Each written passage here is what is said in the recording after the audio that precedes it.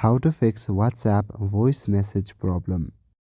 Hello everyone, in this video I'm gonna explain to you how you can fix the problem of voice message not working. Firstly, open settings on your device. In settings at the top you will see the search bar. Tap on the search bar. Now here search for the option WhatsApp. Open the WhatsApp app. Now here make sure that microphone, camera and Face ID like options are turned on. Sometimes because of these accesses you might be facing problem. So make sure that you are giving access to these apps. Now go back to settings main page and go to the option general.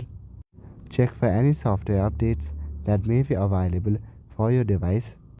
Also go to the iPhone storage option and go to WhatsApp app. Now offload the app and clear all the cache that may be available in the WhatsApp app. Additionally, also check for any kind of updates that may be available for WhatsApp. Now give your device a quick restart and your problem should be fixed. So that is it for this video. I will see you in the next one. Thank you.